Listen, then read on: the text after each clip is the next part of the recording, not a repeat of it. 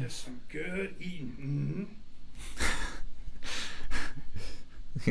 Just pepper real good right here, Yep. Jordan, we're 872,000 views, bro. I fucking put a wig on. We're live. And do that shit. You want to cook in the backyard and act like our It says ancestors. unavailable. Where is it? Shit. Hold on. Well, they can't see it yet, so it doesn't matter. This one's Patreon only. So let's add the video. Here we go. Okay. It's Patreon, right? Yep, Patreon. So that means we can do Shazam. Alright, who can name it the quickest?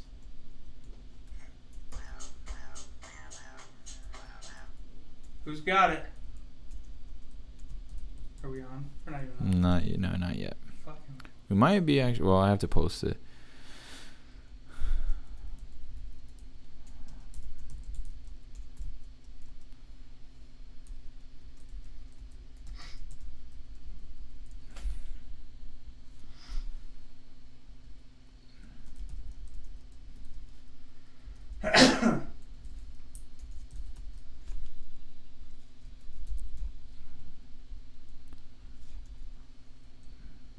Whoa, man.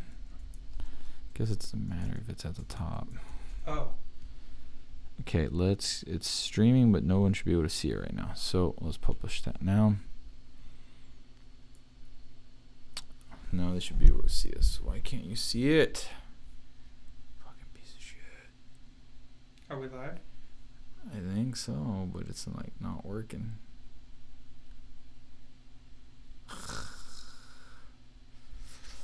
This is fucking annoying. Hopefully we can get it going.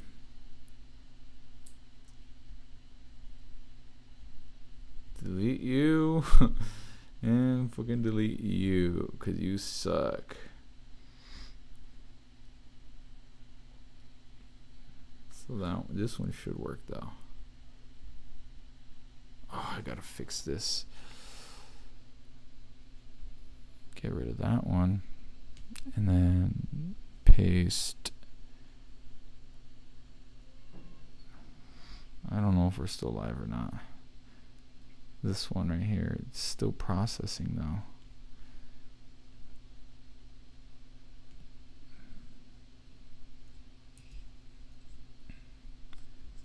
Boosh.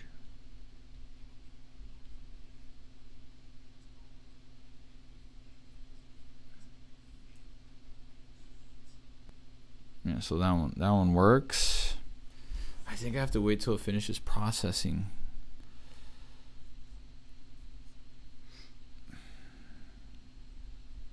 Me?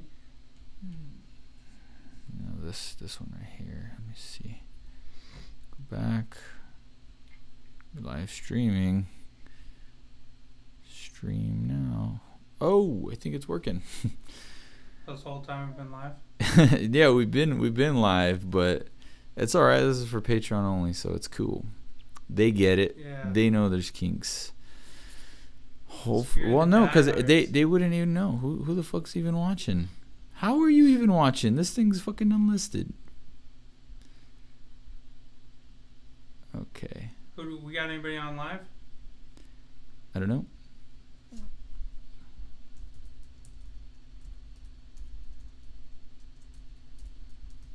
Let me see. Oh my gosh.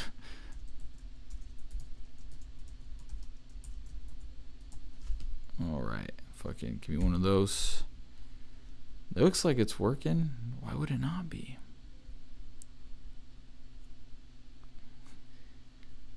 Seems to be working.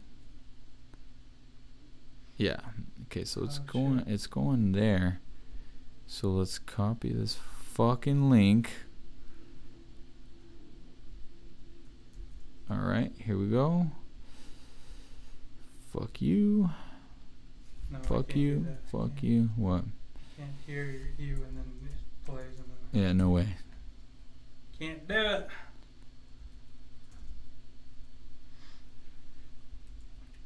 There's gonna be some good paper. Oh, it was you that was on there. Wait, how?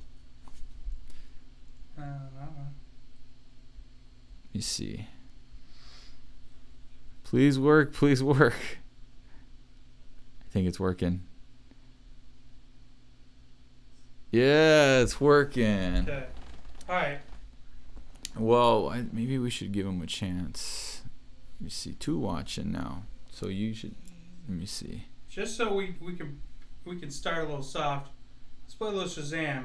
You young kids, let's see what you know about some. First, name the song. And dude, I can't do this, man. I'm doubling. There's gonna be a delay, dude. There'll be a delay on there. Yeah, that's horrible. It's doubling on us. So we say something in the middle here. So here's a little Shazam action. Let me see this. See what you guys. Now the name of the group and the name.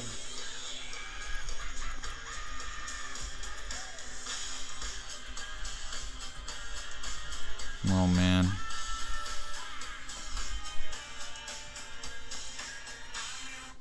Wow. Alright, who's that? If they don't know that one, then I really don't know what to say.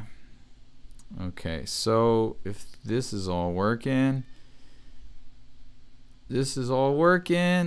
Okay, so we definitely got a couple. Let me let the patrons know. So that they know we're officially live and back on. We're gonna have to do something with the monitoring, man. Yeah. Why is it being weird? Oh, cause you're hearing this, so we turn that off now. Oh. All right. Well, before we do that, before we take callers, let's do this right now. So, if you're watching this on playback, you probably forward it a little bit. You know what? Fuck it, dude. Let's get right into this. Let's get Turn that down. It's already turned down. You still hear? Oh, you're hearing YouTube then. You are hearing YouTube, dude, right here. Boom. Good? Okay. All right. So before we get this one caller in, let me give the floor to you, dude. So you had a different take entirely. Yeah, today's been a crazy day with a lot of news. O.J. Simpson just got released. It's like a flashback to 3rd grade when I heard the same news. Basically, he's free. At that time, I was like, O.J., I'm drinking chocolate milk. I was too young to really know what's going on. And then he's out again. So hide your kids, hide your wife. Wow, dude! It's before you go on, I remember that day because I was in 3rd grade, Miss Flores, and I remember Miss Flores. She was hot, dude, and I remember the look on her face. She turned on the TV, and we were in the class, and when they read that we the defendants find Orenthal, she's fucked up the way she said it. Orenthal James Simpson not guilty. She's like, what? She flipped out, dude. It was gnarly, but anyways. That was definitely a country divided. And then, just that news. I mean, it was early this morning. Somebody said something like that, and I'm like, what? Dude, don't make me search Google and do a ha-ha, I gotcha. Come on, man. And sure as shit enough, it's almost unbelievable. It seems like just everybody thinks, well, why would you're kind of top of the world. My joke was like, look, your new album wasn't that bad, Mm-hmm. You could just make another one. I don't know the reason behind it. We just lost Chris Cornell. Me and you had a really deep talk on that. We'll have to release the footage from a little golf trip. But that was tough for me, man. That really actually was pretty tough. And, it's not like the first time we hear about suicide and all that kind of stuff. It just kind of means it's just a bigger stage when it's someone famous, especially somebody we've all grown up with, like Linkin Park. I gotta say though, I read about some of the details, and he left behind, I think, 6 kids. I'm way more mad Yeah. than I'm sad. And that my viewpoint is, I know there's problems and different things, but look, it's just not the answer. Just like if you find your wife cheating on you, or whatever, or somebody did something to you, like, the answer is not killing them, right? Unless you're protecting your family from actual harm, the answer is never to kill and do a solution that is there's no coming back from, right?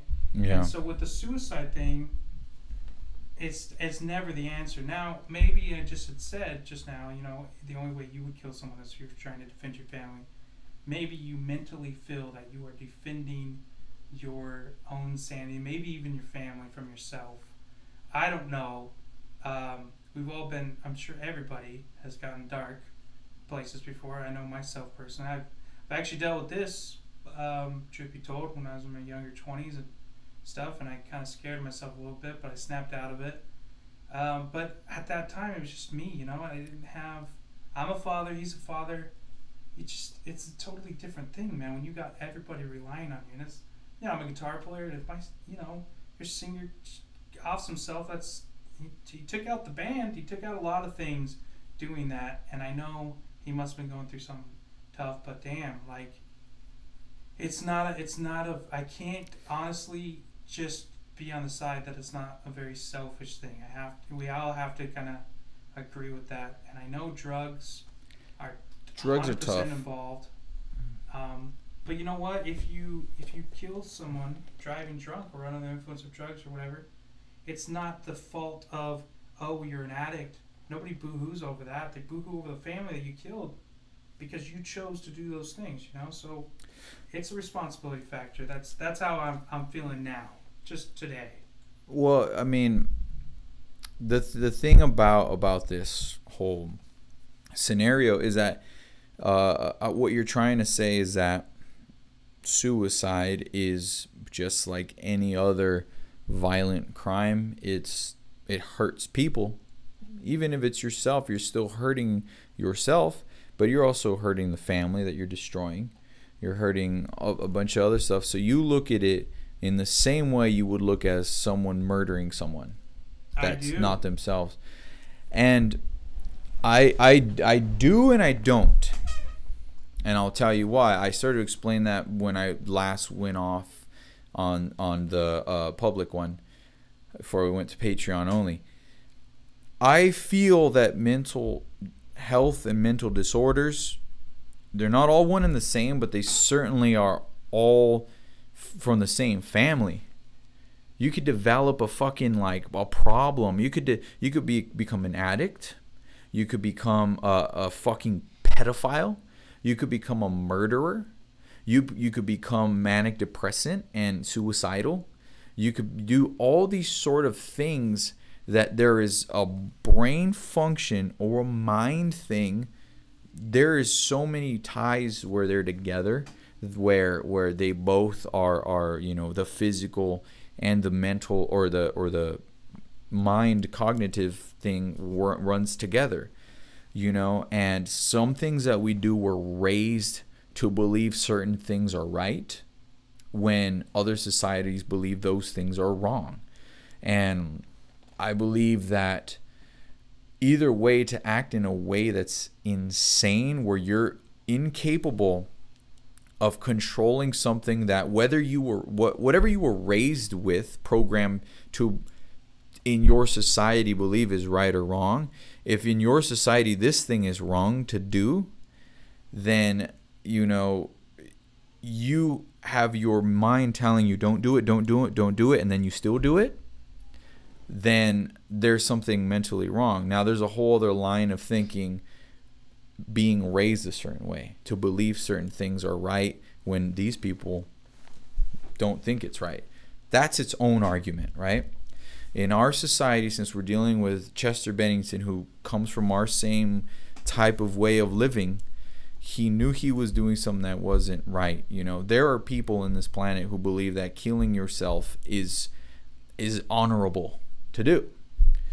So again, let's leave that part of it aside. That's a whole different discussion. Like Asian cultures and stuff.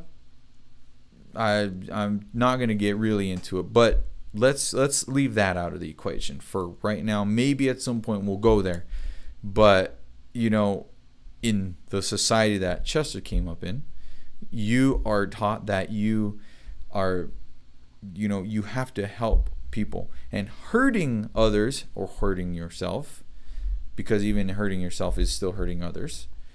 But even if you're hurting yourself, that's wrong to do, right? That's what we believe. And so he still did it.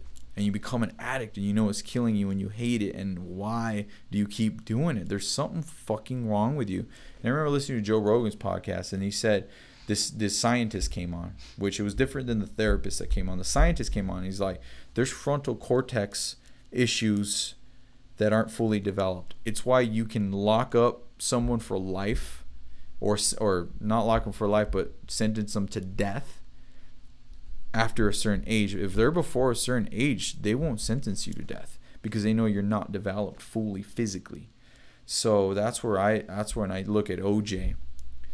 There's something mentally wrong with him. He hurt someone. You look at Chris Cornell, you look at Chester, they can hurt themselves. They're still doing something that is not right in their head that they know they shouldn't be doing, and they fucking do it anyway. You know, so I think there's ways to overcome that. And I think they're in the same realm. The only difference to me is that, you know, one is a danger to society, to everyone else. So we have to deal with them because it's a physical danger to the people around them. You know, if you're a physical danger to yourself, we try to save you, but it's you go in your own fucking closet and hang yourself. It's hard to stop. But you can stop someone who's committed a crime, and you can hope that they're mentally unstable, so we're going to lock them up so that they don't do it again. You know, but I believe they're very, very all similar. You know what I mean? So do you feel we should mourn for someone who chose to do this? Yes, because he's still a human being, and he had struggles, and he had feelings, and he had a heart. Killer. You know how I related to? I relate to kind of just like a absentee father just takes off one day. That's what he did. Like, that's how I see it. I don't see it as a personal choice. I don't see it as a personal choice. You're making a very public choice. A super public choice, especially when you're that kind of figure. You have a huge career, you have bands, you have fans, you have money, you have all this stuff solely committed to you, and you living and doing everything you can. Now, obviously, you can get in a car accident and everything can be taken away as well, but you're not making a private choice. You're making it out to be like, it's just some guy who just went in his closet and hung himself. Whatever. It's his dilemma. Let's all feel really bad for the guy. Dude, that's very not how I can look at it, and I don't see how you can go all the way there, because you know you're a father. As soon as you're a parent, your mind changes. You obviously, all of a sudden, you have all this stuff in your lap, you have this stuff on your shoulders. You cannot just take it off. It's there. It's not going away. It's never going to go away. It's your responsibility. You know, you did it. I have the exact same feelings as I would of some guys. I gotta go get a pack of cigarettes. I'll see you later. But this is the problem, though, man. Is when I look at my children and they give me every reason to continue to exist in this planet, because I have to continue to make them exist on this planet and make them experience joy and the wonders that God created. But you're telling me that a guy can have that and still be so debilitated and broken down in a mental way that he's just straight being selfish? Like, you think it's that simple, that there's no like, fuck my kids? You think that's how he went about it? I mean, the end result may be that, if you look at it that way, but do you really think it was completely selfish? Like, he was so fucked that he was still willing to do it. Why? I think, well, okay, I will say there's sociopaths and levels of being a sociopath. There's levels, yes, absolutely. And just like a guy who can Jeffrey Dahmer and go kill a bunch of people without feeling, have no remorse. He has had that in his life to where his feelings and his emotions take a back seat to his physical needs for drugs. Yeah. And it's not just it's not an emotional, mental thing for drugs. It's a physical thing for the kind of drugs, obviously heroin, that it sounds like Chester was into. It's a physical thing. Jordan, So, you yes. haven't been fucking plugged in this whole time. Give me a check. Oh, dude, I'm not redoing that. I hope. Shit! I think they still. Shingle. Eddie, will you message? Yoali, were you still able to hear Jordan though, even from a distance? Let me know. He's not gonna redo it. It's fine. It's fine, dude. It's fine. We'll pay. Yoali. Sucks, man. 'Cause actually, This is Patreon only, so they're patient. It's cool. Yeah, but that was, that's whatever. I said my piece to you. Fuck it. I thought that was pretty good. That was very good. That's very good. No, let's keep this going though, because I think what you're saying though is like, I'll reiterate in case you guys haven't heard and stuff and all that. Eddie, you could text me or let me know. Were you able to hear? Oh, they were you able to hear him before, all the stuff he was saying before? So let me know, because then I could at least reiterate some of what he said. Anyway, so she says she hears you. Well, of course you hear him now, but were you able to hear him before? So anyways, dude. Yeah, Eddie just got fucking on. Son of a bitch, dude. Anyways, well, let's get right fucking back into it. I think they all go pretty fucking hand in hand. I believe there are levels. Just like there's levels of people's physical capabilities and there's levels of IQ.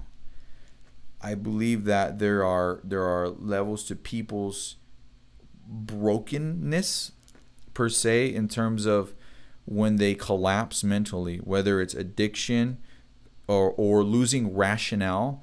If my wife pisses me off in such a way, then I still have that filter to where there's a level of reason that I do not cross, right? Where I'm like, I cannot go beyond fucking. I'm always accountable for my actions, basically, is what I'm saying.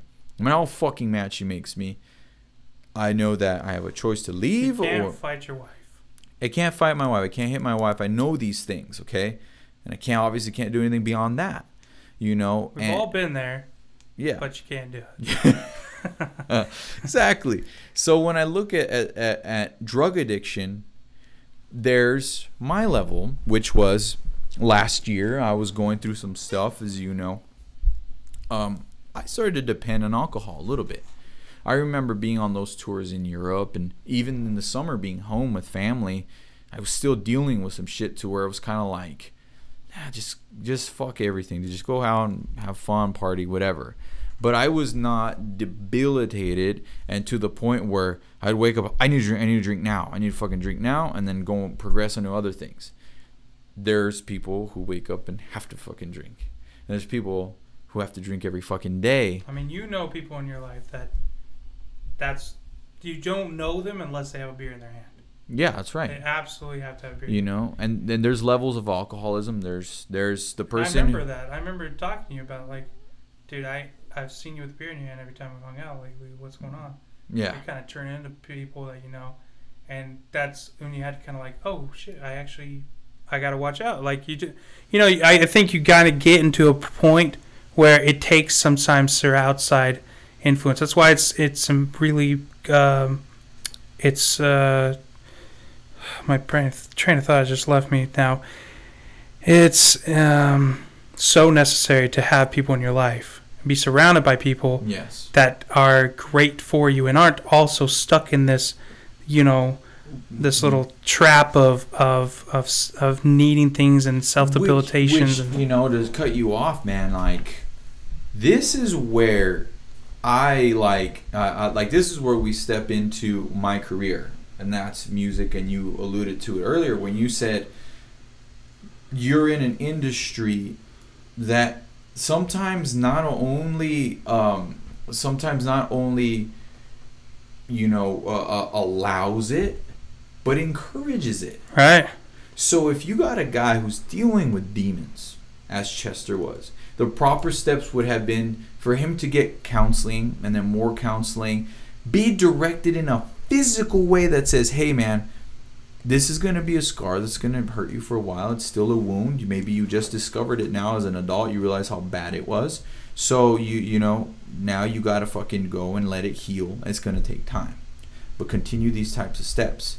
Work on your physical body, because your body's the vessel that's going to carry you to the finish line. So now focus on that. Focus your energy on the things you enjoy doing that are positive in your life. Drugs are going to fucking derail you. That's going to send you down a whole completely different fucking downward spiral. So don't do that, But instead, he's a rock star. Yeah, man. You fucking do a couple lines, bro.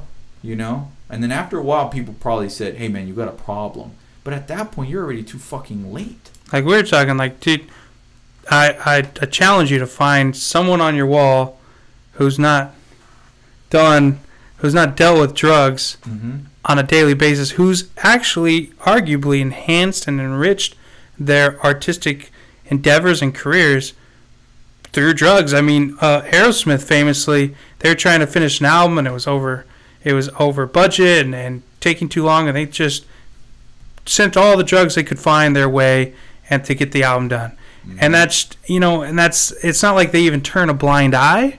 They encourage it because, weed's going to help you with finding different things and getting in a groove, and then speed and coke are going to help you do things quicker and faster. And, but it's all short-change stuff. You might get some abilities, but you're short-changing what the outcome's going to be of you to being dependent and just wrecking your entire thought process from here on out. There's certain drugs that you do that change you forever. You do mushrooms, change you forever. I'd say it's a good change, but it changes you forever. You never think of things exactly the same. DMT, different things like that. But it just is what it is. This industry obviously is just hand in hand with drugs. And this is a casualty of war, and it sucks. That's where it is. That's why I can't personally feel super bad for him, because he knows what's up. I feel remorse for him on the human level that, obviously I wish he could have figured it out, because I feel bad. But I want to say I feel really, really bad, and my heart, thoughts, and prayers go out to the family. Yeah. I can't imagine losing a family member this way and having the repercussions of thinking it could possibly fall on you by his wife or his kids, and having those thoughts, and now they have their own demons. Jordan, on the last podcast I mentioned one of the scriptures, and it was meant to be funny and stuff, because I'm like, how are we going to make this silly argument where we're cussing all the time, and I'm going to bring the Bible in, right? Like, trying not to be blasphemous, but I mentioned where I read, he who takes to plow is not worthy of God, right? Again, that basically translates to, once you hear the fucking rules and the way things are supposed to be, and what is right and what is wrong, and how you can be saved, and how you can help others and things like that, and if you go back on that knowledge, then that's worse than never having known to begin with. At what point, what do we got to do to where we could say, hey, there's ways we could teach our children from the get-go, so that they say, hey man, don't do these drugs because this could happen, And then you got the people that are saying, well, dude, drugs are cool, it's whatever, just handle your shit. Yeah, okay, well, not everyone's predisposed to be able to handle their shit. Some people can. So let's just roll it's fucking Russian roulette. Can you handle it? Yeah, you can. Can you handle it? Yeah, you can. Chris Cornell? No, you can't. Sorry. You know what I mean? It's like, it's a fucking roll of the dice. So it's like, what do we do? Like, do we fucking teach them early on? Just don't do this shit, man. Do we like, you have to keep giving these fucking people like more and more information. It's like your body needs certain chemicals to exist and function properly.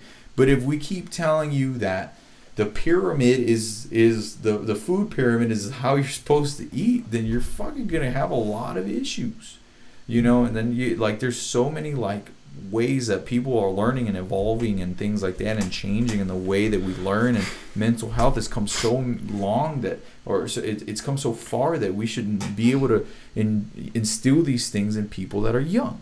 So let's break this down though, because I feel like maybe I came off a little harsh, and you're coming at it from, and I do generally, I think I do relate. I've like I said, I felt these ways in certain things. Was he on any kind of? Did we research and see if he was on antidepressants, or did they release any information? But Chris Cornell certainly was. Because I remember with Chris Cornell, and that girl that came on Joe Rogan talked about it. Like, it's a direct correlation with some of these antidepressants. A direct correlation with suicide.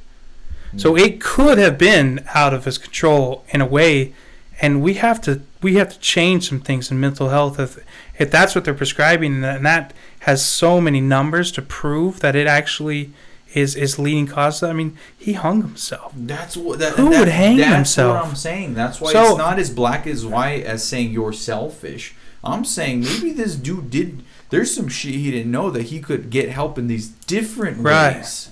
Right, absolutely, and that could definitely be the case. And Chris Cornell, after hearing that, you're like, fuck, man, what a catch-22. You're trying to help yourself and get off drugs, and it ends up making it worse. Right. So I'm gonna just get a quick shout out here to Mike Nicholas.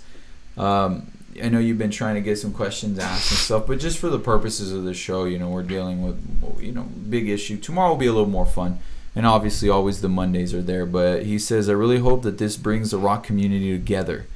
Too much of this. You like punk, therefore metal sucks, or this band rules, but that band sucks. I hate it. Rock is a form of art, and we should thank Chester, this massive, wide genre of rock we have now. I really hope people see this, the community comes together, etc.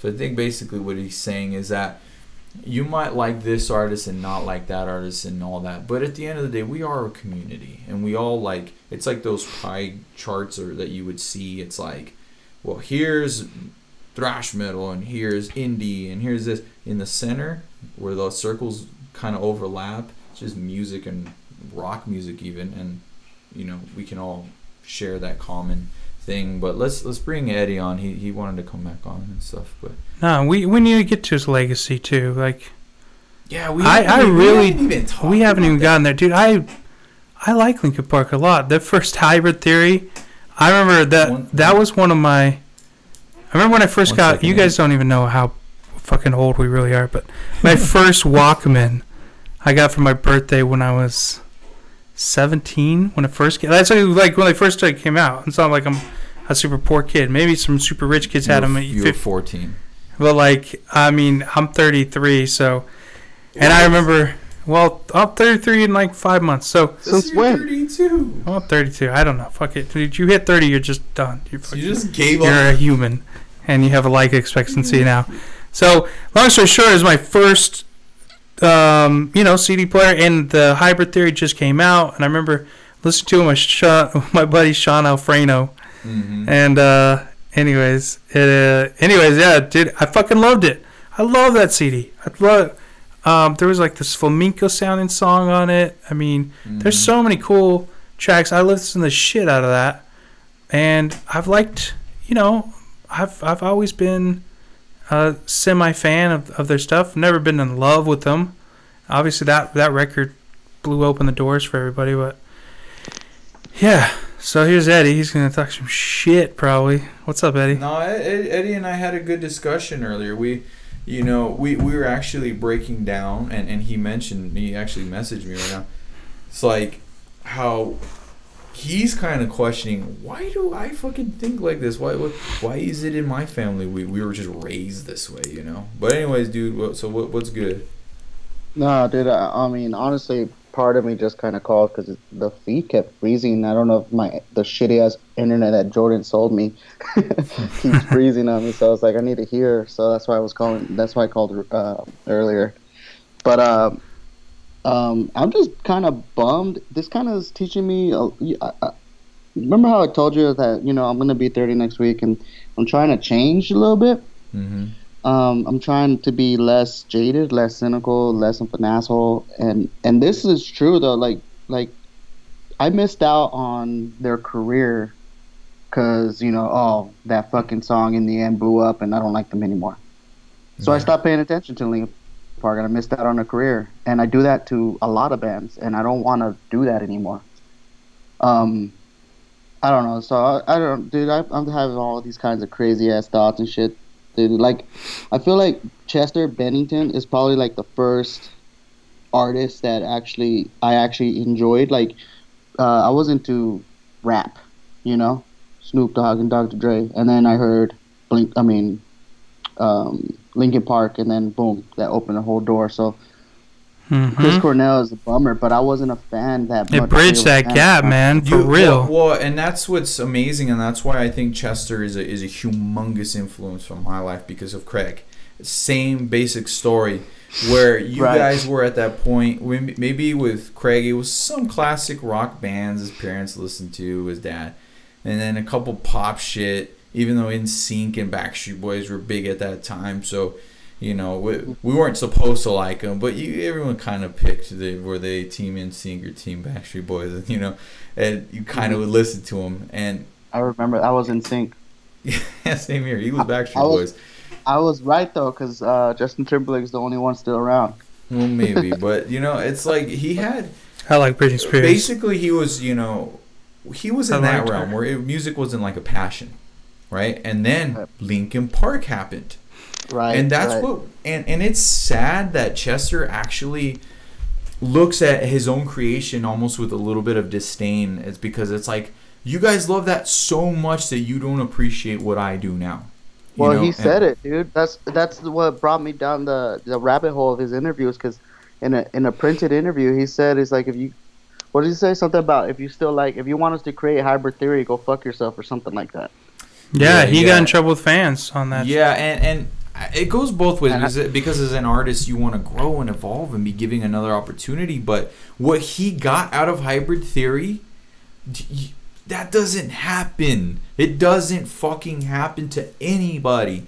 There's literally like all the all-time great albums that you hear, for every one of those there's a billion fucking artists making albums hoping that they could get a fraction of that. I've been able to have a career, and I don't even have a fraction of what he has. He created something monumental. Yeah, that's true, but it also, I'm a firm believer that it's the times too. Honestly, dude, if you guys would have came out with, let's say all this My Cam, The Used, and all this stuff was the early 2000s, and you guys came out with the album you guys came out with, you guys would have been as big. We probably could have made a lot more money. It is true, so that's why he should appreciate that. But with that, go ahead. Go ahead. No, you go. No, go ahead. All right, I was just gonna say that. Holy shit! I know it's bad. I think there's a delay. There is. So, but I feel like because he was able to create something like that, and that statement, shows the frustration, but it also is like, it really lets us see that, hey man, don't take an artist for granted, and I think that's probably why I'm so like, nope, fucking Dark Knight, Joker, Heath Ledger, that's it, because it's like, I want to keep loving that forever. But in turn, I'm the opposite of you, where it's like, I got it, I'm done with them. For me, it's like, I'm holding on to it forever. We have to kind of meet in the middle with respect to that. Yeah. Give other shit a chance, and you, in your case, give that old artist a chance, and let them thrive. And yeah, you're not gonna love everything the same. You might love it more, but I really wish I personally had given Chris Cornell. I wish I wouldn't have taken him for granted, because I grew up with that sound, and it was just in the background growing up. Yeah, when I listen, 2 days ago, I put on my Spotify. I put on Soundgarden, and I was just listening to them all day. Dude, that sound alone, it brings you back to the '90s. Like, it just transport me there. It's weird. And I don't remember it. I don't remember ever listening to Soundgarden, but it just gave me that feeling. It's weird. Yeah, and it transforms me back to driving around El Paso, and that's what was on the radio. And yes, we definitely listen to the radio a lot more than and fuck, man, I wish I would have delved into his art a lot more, because once I did, I realized, holy shit, this is amazing. And I hated Audio Slave, and I actually love them now. That fucking song is so good. Dude, that hit, Like a Stone, I think. Oh yeah, and it's not the only one either. No, I know, but like when that song, this is what I was talking about. When that song was out, I didn't give it a fucking time of day. I didn't care because it was mainstream. I was listening to fucking underground fucking screamo bands at that time. Yup, and I think us as fans like that. Who are really involved in this music industry and the sounds and all that, I think we really we get that way, because it feels like, well, everyone already gets that. Like, I want to find something new and different and exciting. You don't realize that those artists created their own path. You don't realize that Chris Cornell was in some fucking weird funk punk gloom or whatever band that he was in, and they had a scene and it was punk as fuck, and no one else sounded like them. And then they blew up. It was on purpose. They didn't want to sound like anybody else, and they didn't want to sound like each other either. And you think it was cool for Linkin Park to do what they were doing at the time? Yeah, there was rap rock bands, but they were all, like a lot more fun and all this shit. They came on, they were dark, and you don't realize it, dude. But for them to, I can't remember the fucking name of the song. Their first hit, Break or yeah. Dude, there was legit closer to the edge or whatever, one step closer. I can't remember. The screaming in the middle. There was real screaming. I lost my shit. Dude, straight up. So they came out with that album, right? We all had it back in the day. The way you pirated music is one person buys the album and then everybody burns it. Right? So my favorite song was In the End, right? Yeah. And I told my brother, I told Junior, I was like, dude, if they make a video for this song, they're going to explode. A year later, they came out with the video and they exploded. My gangster ass uncle fucking only listens to Mr. Shadow and Chicano rap. Was like, hey fool, that Linkin Park shit was tight. Dude, and they transcended shit. And I haven't seen it since. Straight up. My Chemical Romance got close, but I didn't have a gangster ass uncle to tell me he liked My Chemical Romance. No. They reached that mainstream level, but they touched the surface. They didn't catapult into household name. Well, think about it. What is like the one genre that we can just obviously on face level laugh at is rock rap, Limp Bizkit and all that shit. And where's Limp Bizkit now? Nowhere. But they did that. They were rock rap. Like their definition, the fucking pioneers of it, and survived. Then the whole genre hasn't been tried. Nobody even wants to touch that shit. But Linkin Park somehow did it. He's got to thank Michael Bay, Tom DeSanto, for his little help with Linkin. They continued to churn out hits, although they never reached back to that level. Dude, that fucking one album, I was listening to it on the way home from work. What is it, Minutes to Midnight? Yeah. Or something. Their third album. Dude, they had a hit on. I haven't heard that album, and then I put it on. I was like, damn, I know. Remember that song that was like anime? Fucking song. What was that song that was anime that was off? It looked like the Kill Bill. Oh, dude. That song is amazing. Breaking the Habit. Breaking the Habit is that might be my fucking amazing. So I'm breaking. Dude, my two favorite. I just found out today that my two favorite songs from them, In the End and Breaking the Habit or whatever, were written by Mike actually. Really? That dude, Mike, the rapper dude. Yeah, he wrote them. Now I got to tell you guys, the other day I was driving home and I was listening to the radio. And it was like, I think it was X107. And I'm just like driving home.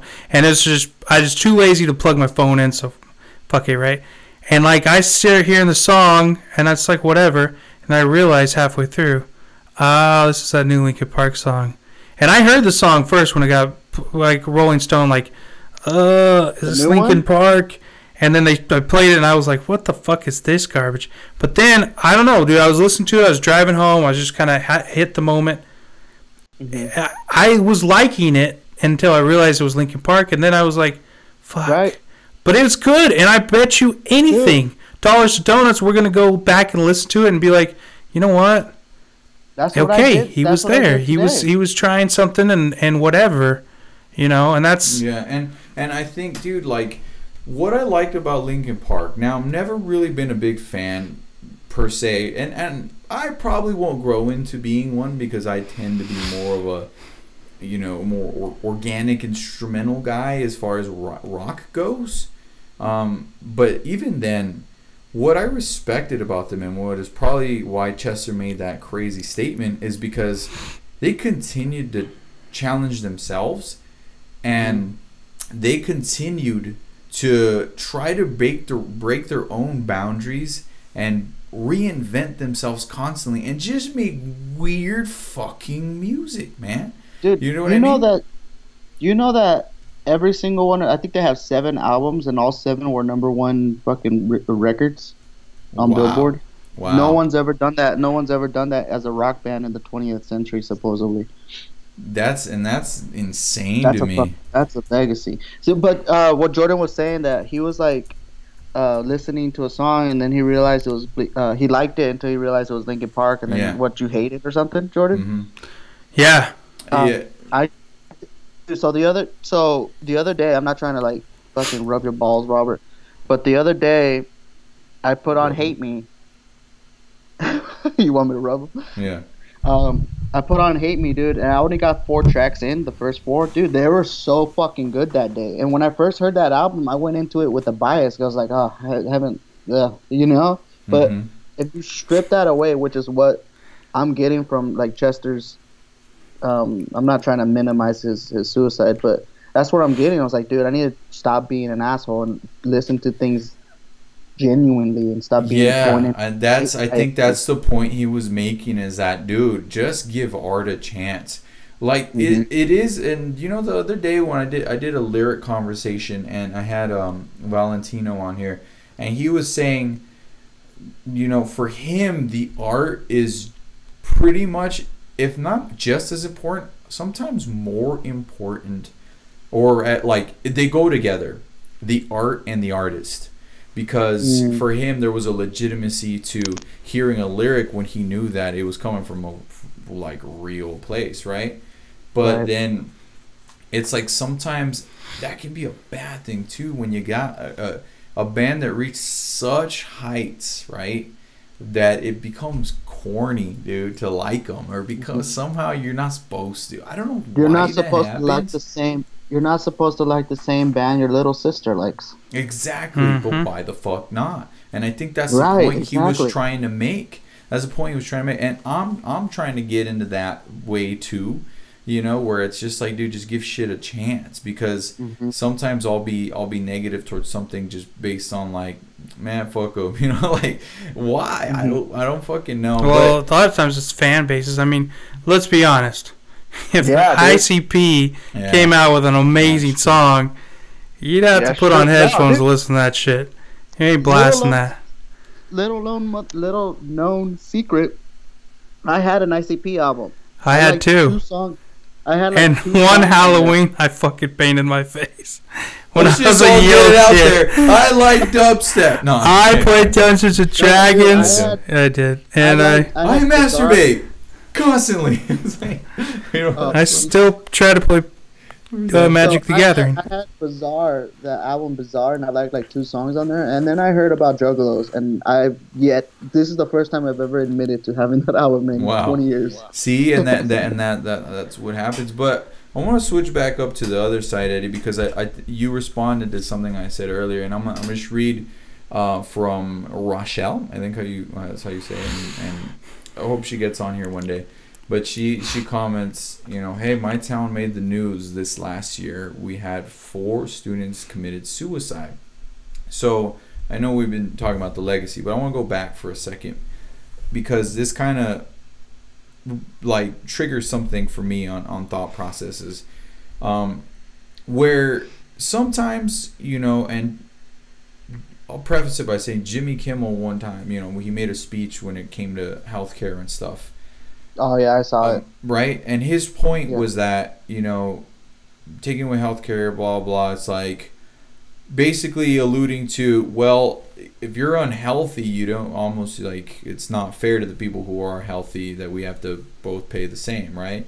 But then he mentioned his kid. So if your kid is somehow genetically going to have cancer or some kind of rare disease or any kind of sickness that is going to need constant attention, it's not based on his life choices. It's not based on, you know, him doing drugs. It's not based on him fucking eating too much or fucking Taco Bell. Or, no. That was something that was just somehow destined in his life to happen. So with her comment, she says, for students committed suicide. Now, I don't know if that's college students. I'm assuming it's more likely high school students. You know, I don't know if that's a safe assumption, but let's just say hypothetically that it is for high school students. Then where does that come into play, Jordan? When you have kids who are mentally fucked up. Well, my last city is Utah, right? They just did a study. It's the #1 place for teen. The #1, no, not the number place. It's the #1 reason teens die in Utah is from suicide. So there's a lot of shit, man. I don't know. Like it obviously has to do with your environment, you know, maybe, and then they're pressured into a very religious place. We can't assume that. Let's say in theory we can't say that they're selfish compared to someone who's in their 40s or 50s. I think when you because I faced this when I was younger, right? And my thinking, and I think anybody that is going to commit suicide, it basically you get to a point where it's like, well, I don't want to be a part of this anymore. Things are too heavy. It's too much to deal with, and I'd rather find another option than to deal with problems head on. Now, is that mental health? I'm sure that has to play, and especially if you're on drugs. I mean, we already talked, that's the thing. But let's say drugs are out of it, and you have somewhat clear thinking. Not wanting to do a life isn't the way to approach a life. Obviously, as a third-party outside viewer, you could say, well, you just have to change things. If you keep doing the same things every time, you're insane, right?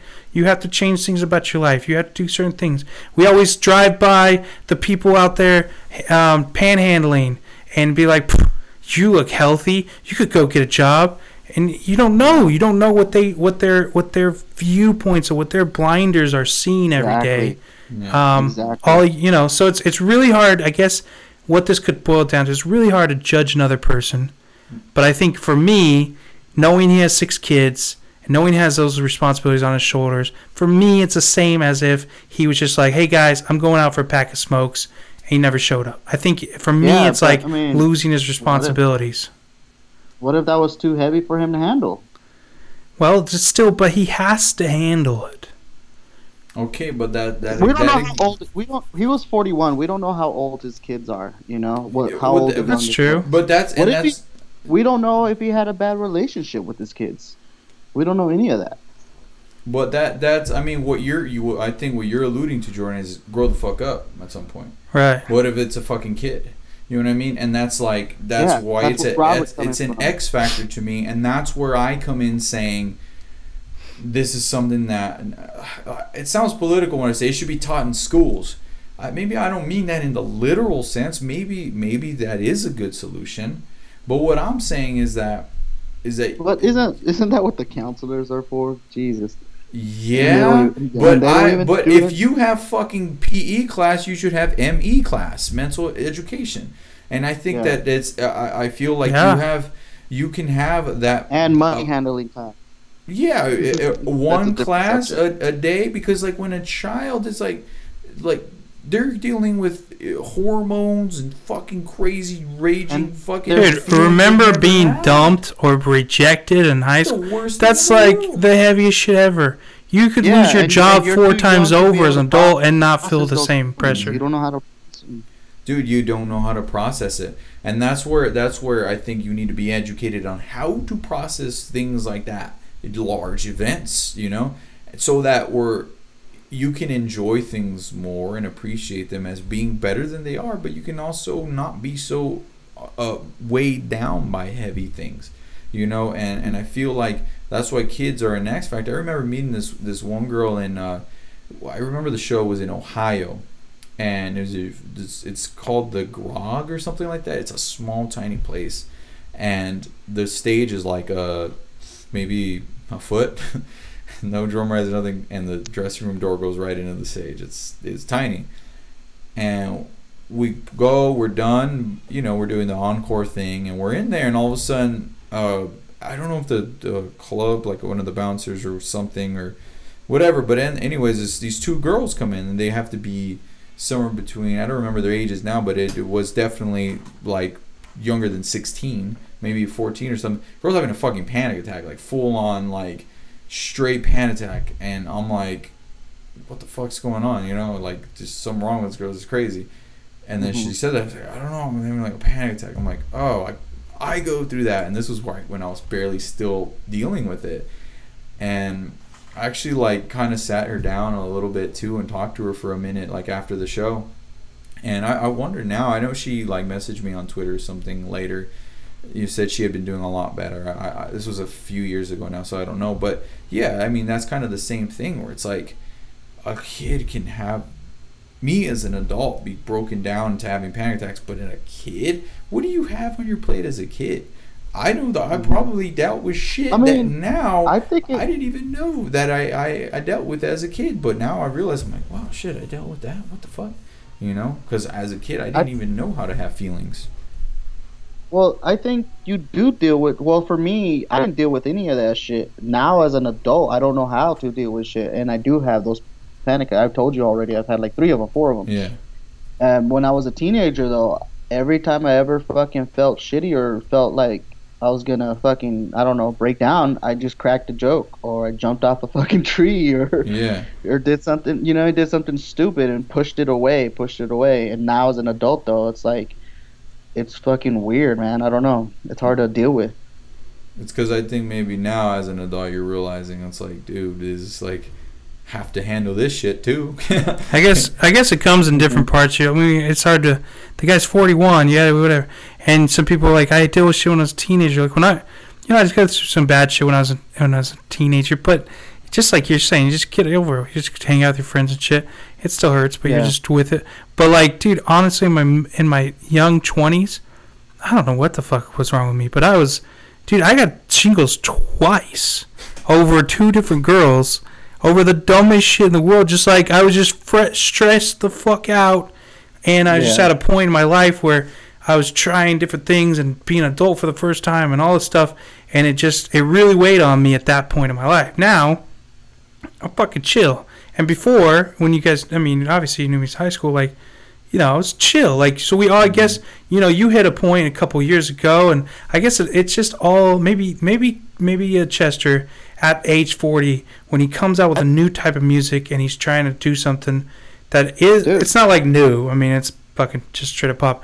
But, he's trying something and everybody hates it. Every fucking person hates it. And he's just like, okay, I'm going to do some drugs. Oh, that didn't work. Okay, well, I don't know what else to do. Fuck. And then kind of goes from there. I don't know. That's what I was thinking, too. That's exactly what I was thinking, too.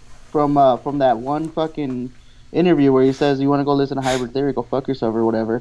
I feel like he just like, there's nothing I could do to make people happy. Maybe trying to make people happy is where he went wrong. But I'm sure it buries in, it goes into it. Obviously, there's so much more than simply his career. But maybe it plays a factor. But the point is that I feel like you gotta just have like there's ways where we can like look in the future and kind of cure this, and maybe Chester could kind of and Chris Cornell could be like a way of saying, all right, this is getting fucking out of hand. They're not just rock stars who are excessive and this is what they do. No, dude, that shit ain't normal. It should fucking be eliminated. And I think eventually we'll look back and we'll say, man, can you believe this is how I heard on Joe Rogan podcast, so I'm trying to quote it, but he said, we'll look back one day and say, can you believe that you used to put people in cages whose brains weren't fucking developed right? You believe people used to actually kill themselves because their fucking brains went haywire? Like, they didn't know how to deal with shit. I want one day to, for us to look back and say that kind of shit, and like everyone's be like, that's cool, we can find a nice balance, deal with our emotions and not let them get too out of whack and stuff. But with that, dude, it's getting late. I want to end this, dude. This was gnarly, and we talked a lot before Jordan doing all this, how much we wanted to be able to have serious topics, and at least the one positive for me, like I said before we went on the overtime era, is that this one hits close to home for me because mental health is a big thing to me. I've dealt with it, and there's times I think we can touch on serious topics. Mostly want to stay fun, but I think there's time and place. And like tomorrow, when we celebrate the death of George A. Romero, it's a different type of conversation. We can have fun. And I actually like, Eddie, that when you called in, we just immediately started celebrating his legacy and not going to, the seriousness stuff. Obviously, it's very, very serious. He's no longer with us, and to his family, and they're in mourning. But they'll come around too, just like his fan base and everybody. A few months from now, they'll just be celebrating. They'll start having rock and roll, this and this and that. And just like how this guy got an Oscar, I bet you he wins a Grammy for this fucking album. It's just kind of how things happen in the world. So who knows, man? But I probably see that happening, or at least some kind of rock, certificate or medal, or he's going to be remembered. Long story short is they started a legacy. He's not going to get awarded all that stuff just because he passed away, just because he killed himself, dude. He's going to get awarded all that stuff because he deserves it. The work is there. Yeah, that's true. He did lay down a foundation. Albums. It's a lot, man. That's a lot, and I think. Go ahead. I do want to say one thing. It is kind of interesting to be on here and not just hear, "You're a piece of shit." Jerk off.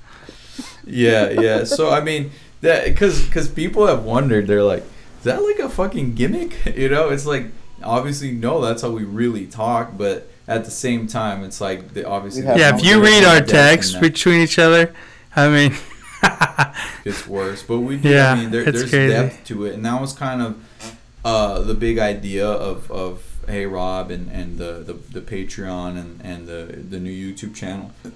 Excuse me.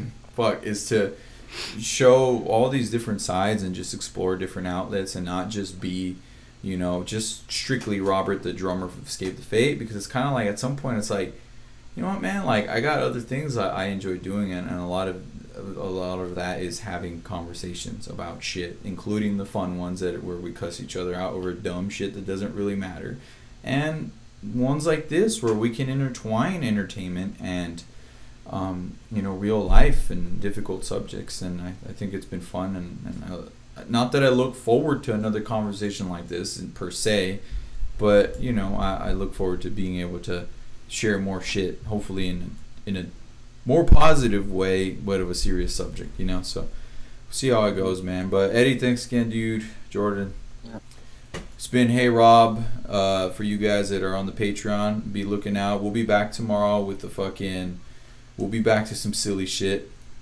Usually on Thursdays, I want to do Throwback Thursday stories. Usually Wednesdays, I want to put up another episode of Hey Rob TV, where it's the travels. And then, and then Monday for the mailbags. Always issue me questions, and we'll get those answered every Monday. We want to do relationship goals, too. Well, we're going to do relationship goals for sure. It's that time. We could do 2 live shows on Friday. I think you need to be a Dude, Eddie needs to be on there. He got his first relationship a year ago. My first relationship? You're a jerk off. Isn't that the first? Probably. All right, dude. Well, we're out. Time to go eat. Time for Later, the babies. assholes. Later. Later.